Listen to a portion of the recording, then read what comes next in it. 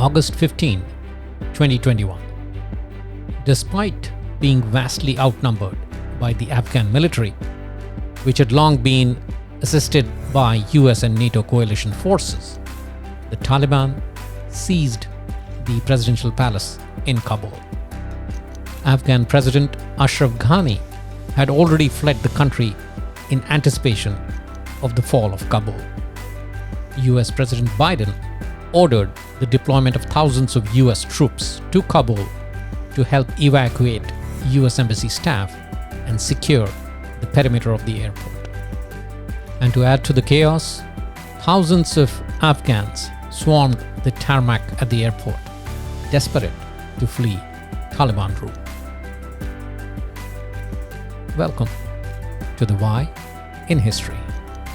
I am Ajay Kaul, and today we look at the history of the withdrawal of the US troops from Afghanistan and the subsequent takeover of Afghanistan by the Taliban. The main reason for US troops landing in Afghanistan post 9/11 was the fact that Afghanistan under the Taliban had become a sanctuary for Al-Qaeda. In December of 2001, post the overthrow of the Taliban, Afghan delegates convened in Bonn, Germany, and Hamid Karzai was selected to serve as head of an interim national government, and this marked the beginning of post-Taliban governance in Afghanistan. And with the creation of this new Afghan government, the US troops had a new mission, and that was to help defend and develop the new government and its nascent military. In January of 2002, Hamid Karzai attended the State of the Union address where President George W. Bush stated that the United States and Afghanistan were allies against terror and that we will be partners in rebuilding that country. Congress provided support to the Bush administration, authorizing and appropriating funds for more expansive US military and civilian assistance missions in Afghanistan. In May of 2003, US officials declared an end to major combat operations in Afghanistan, though the Defense Secretary at the time, Donald Rumsfeld, said that pockets of resistance in certain parts of the country remained. By 2005, though, scattered Taliban forces had begun to regroup in the eastern and southern regions of Afghanistan, as well as across the border with Pakistan. And there was some suspicion that Pakistan's security and intelligence services were actively supporting the Taliban. The Taliban on its own characterized the US military operation in Afghanistan as a military occupation, and it described the Afghan government as the puppet of the foreign power.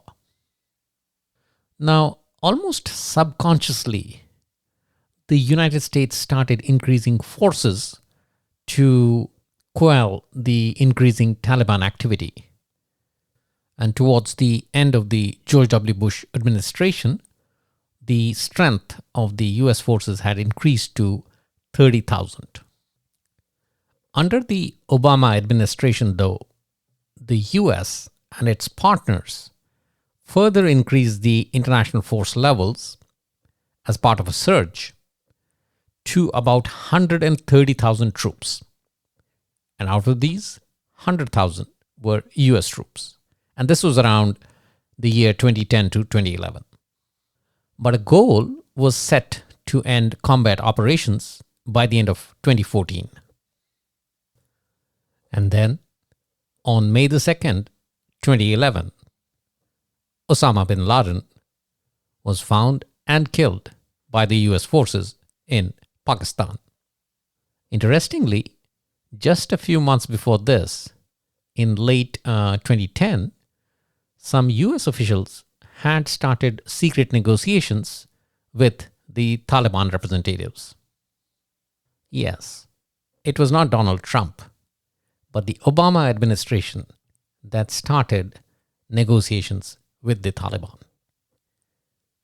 Secretary of State Hillary Clinton actually said in early 2011 that the Taliban's breaking with Al-Qaeda, renouncing violence, and abiding by the Afghan constitution were necessary outcomes of a prospective negotiation rather than preconditions. The talks, though, were very preliminary in nature and focused mainly on confidence-building measures, specifically the issues of prisoner exchange and the opening of a Taliban political office in Doha, Qatar. Now, Hamid Karzai, who was the president of Afghanistan at the time, was not too happy with the direct talks happening between the U.S. officials and Taliban. So the talks ultimately collapsed in early 2012, but the Taliban ultimately did open the office in Qatar in June of 2013.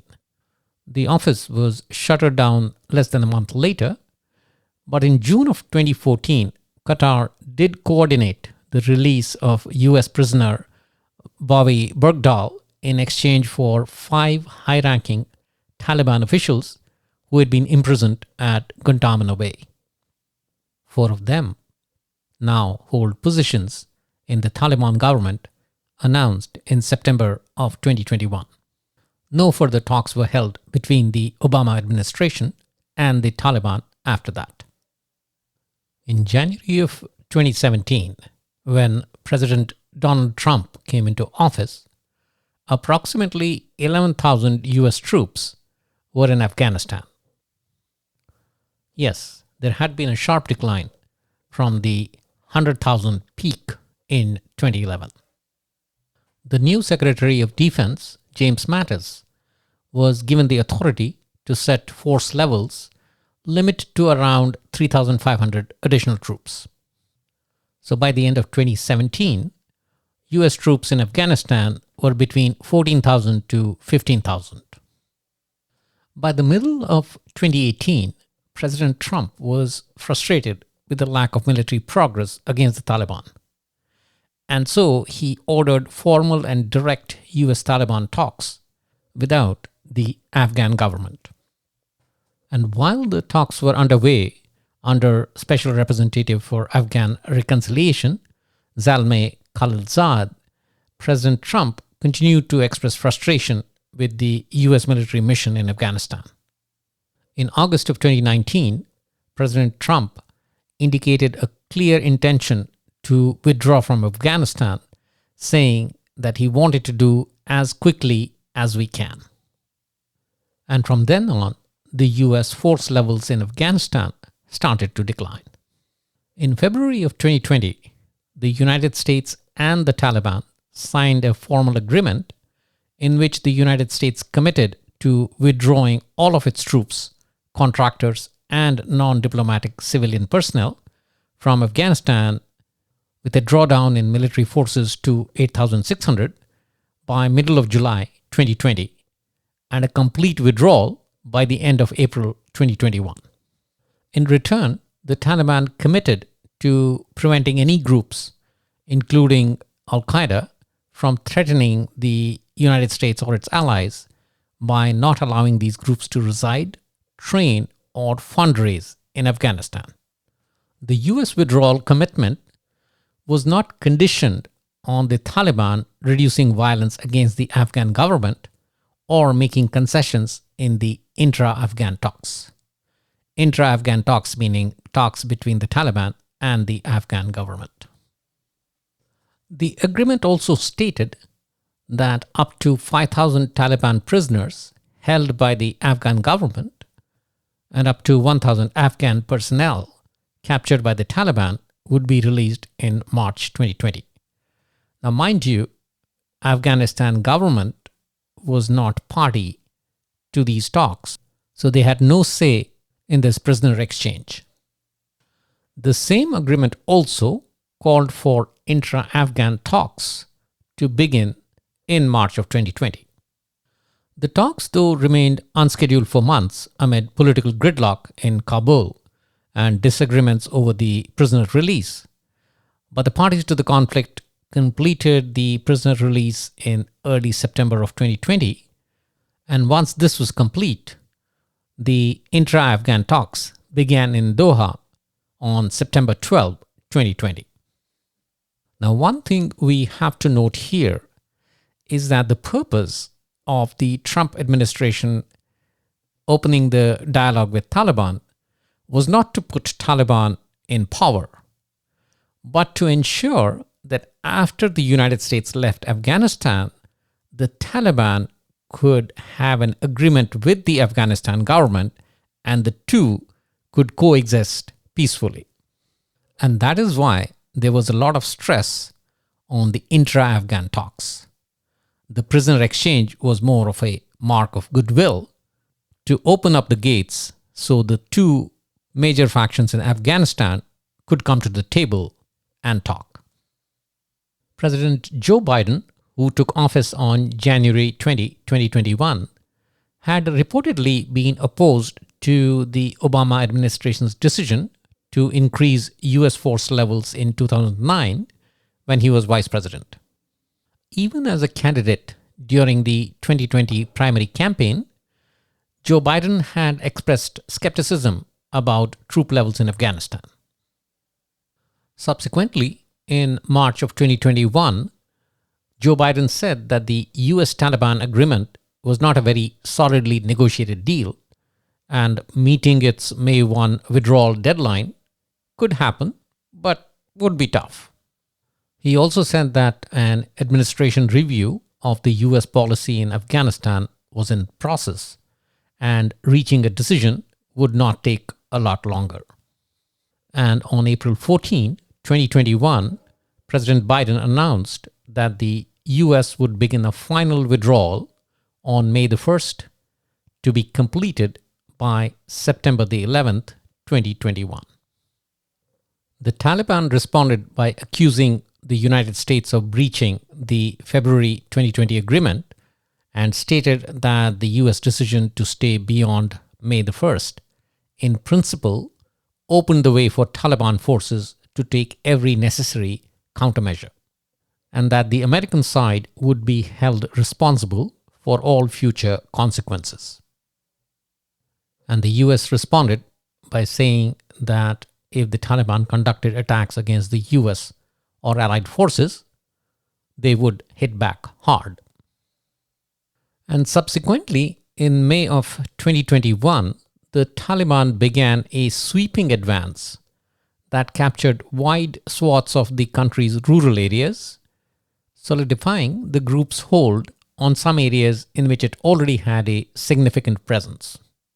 But the Taliban's seizure of other districts was a little more surprising because some northern areas had militarily resisted the Taliban when the group was in power in the 1990s.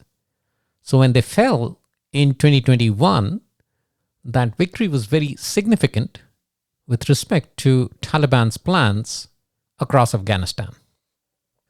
When the US announced its plans of withdrawal, the Taliban merely wanted to consolidate its territories, and what was expected was that it would gain some presence in the rural areas. But what was a surprise to Taliban itself was that many of the areas it expected to resist surrendered a lot quicker and easier than they had expected. In May and June of 2021, Taliban was able to take control of over 100 of Afghanistan's 400 districts. In July, the Taliban began seizing border crossings with Tajikistan, Iran, and Pakistan, depriving the Afghan government of critical customs revenues. By the end of July 2021, it was estimated that over 200 districts were under Taliban control, but they had not yet seized any provincial capitals where most of the Afghan forces had been consolidated. And then, on August 6, 2021, the Taliban captured Zaranj, the capital of the province of Nimruz. The US commanders were stunned at this development, and this development started the collapse of the Afghan government under President Ashraf Ghani. The stunned surprises continued as in the following week, the Taliban captured half of Afghanistan's provincial capitals. By August 13, the US officials were concerned that the Taliban could move on Kabul within days. Jalalabad in the east and Mazar-e-Sharif in the north followed, and on the morning of August 15, 2021, the Taliban began entering Kabul.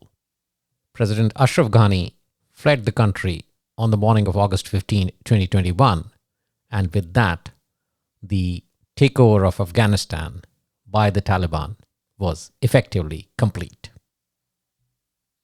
So how was the Taliban able to pull this success off so quickly and with minimal bloodshed?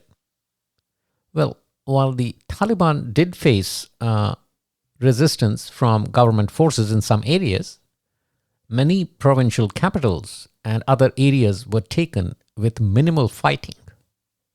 In many of these areas, the Taliban reportedly secured the departure of government forces with the handover of their weapons through payments or through the mediation of local elders seeking to avoid bloodshed. But if there were to be one factor that was underlying in all these reversals, it was widespread corruption within the Afghan military and the government. And this often led to soldiers going without salaries or even food, which ultimately undermined the government's authority. There was also an element of complacency among the Afghan civilian and military leaders who did not believe that the United States would ultimately withdraw troops and contractors. There was also a lack of military strategy against the Taliban, and that stretched the forces through the country, and ultimately because of lack of any heavy military presence in the provincial capitals, they fell easily to the Taliban. But the people of Afghanistan too have to be held accountable for this debacle. From 2001 to 2021, the US spent about $2.26 trillion in Afghanistan. And out of this, approximately $144 billion was spent towards the reconstruction of Afghanistan. And $88 billion were spent in training and equipping of the Afghan army. 20 years and $2.26 trillion was enough time and money for the people of Afghanistan to be able to fend for themselves. So in my opinion, it is unfair to blame the current status of Afghanistan squarely on the United States. And it is on that note that we end this section of the program. On to the quiz section.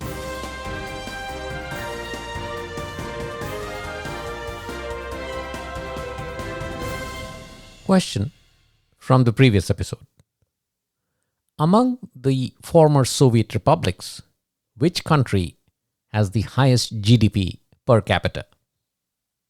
With a $21.85 billion economy, which corresponds to a GDP per capita of 21,800 US dollars, Estonia tops the list of former Soviet republics based on GDP per capita.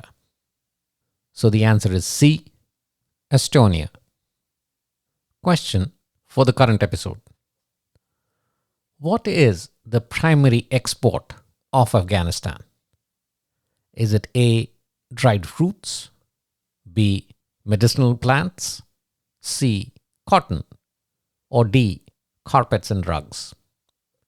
Once again, what is the primary export of Afghanistan? A, dried fruits, B. Medicinal plants, C. Cotton, or D. Carpets and rugs? The answer will be provided in the next episode. That's all we have in the current episode.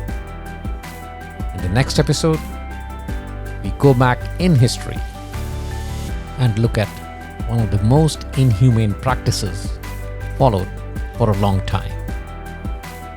Yes, we look at slavery, its origins, and its evolution through history.